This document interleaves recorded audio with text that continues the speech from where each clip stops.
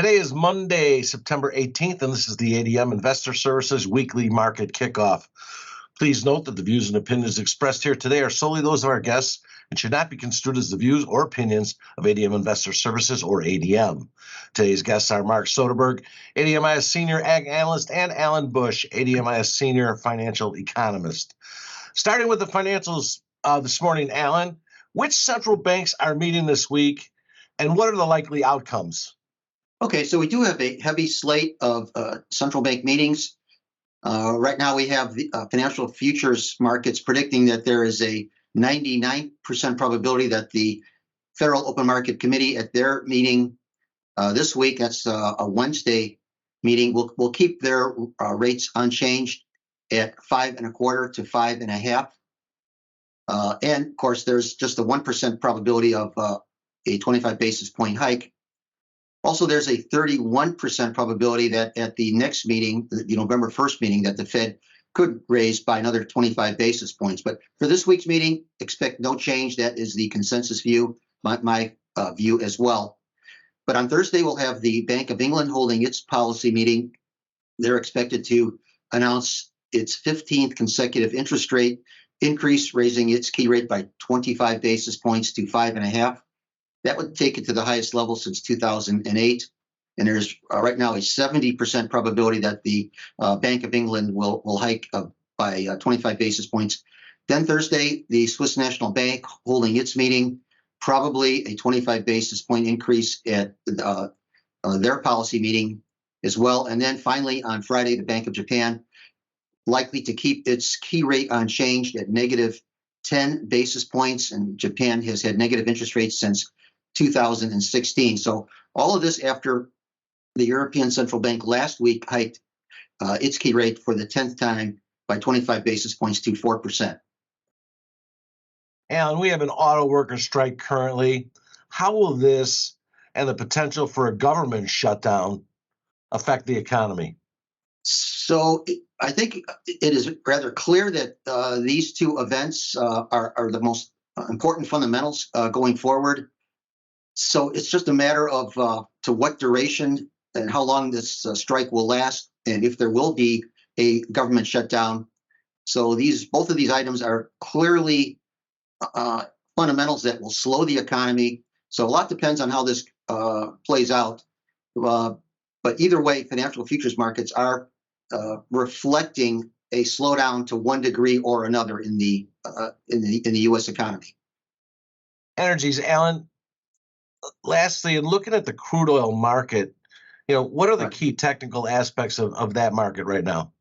Well, the one thing that jumps out most prominently on the weekly chart is a double top at the 93.64 to 93.74 level.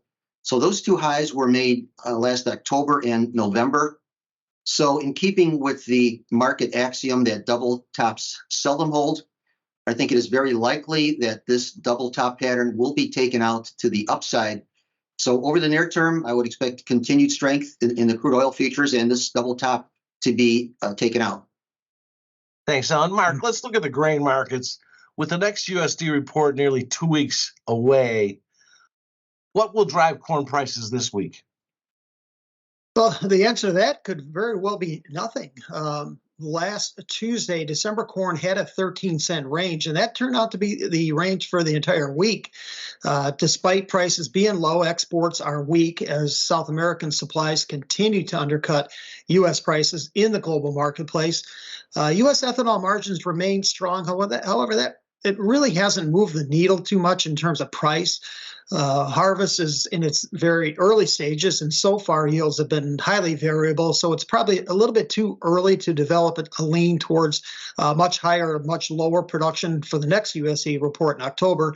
And while the speculative traders have had a significant short position, now the largest in just over 3 years, it's not even half of what their record short position has been, and that being in the spring of 2019. 14.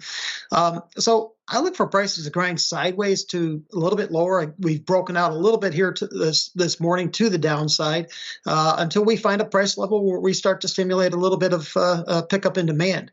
The recent low for the now off the board September 23 contract was 456. So that's a price level I look for December corn to shoot for on the downside. Mark, Friday's crush data was well below expectations. Is that concerning to you for the soybean demand? In the short run, yeah, perhaps a touch. Long run, no, not really. In all likelihood, the old crop crush numbers will come in probably 5, maybe up to 10 million bushels below the current USDA forecast. However, a new crop, as I look for the USDA, I think they're just really underestimating the amount of bean oil that's going to be consumed in the production of biofuels.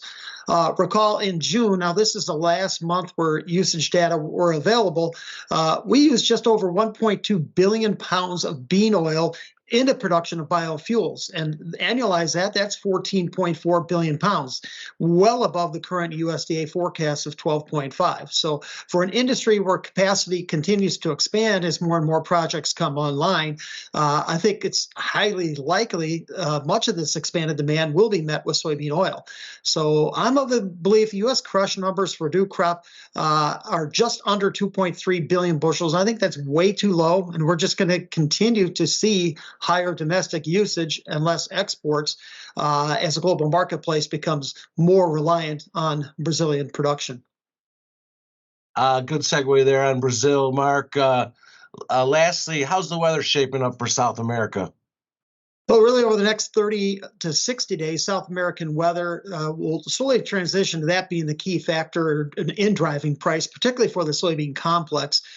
Conditions in far southern Brazil have been too wet, while drier conditions have prevailed in the central west region. So right now, the forecast is for better monsoonal rains associated with El Nino by late September into early October in this west central region. I think that's going to be key to stimulate timely soybean plantings by the middle part of October. Argentina, and particularly the western part of that country, they still remain stuck in a pretty deep drought. However, there are better prospects for rains here in the coming weeks. Thank you both. Remember, the views and opinions expressed today on this video are solely those of our guests and should not be construed as the views or opinions of ADM Investor Services or ADM. If you'd like more information about our brokerage services, would like to speak to one of our experts about managing your risks, or would like to open a trading account, please visit www.admis.com.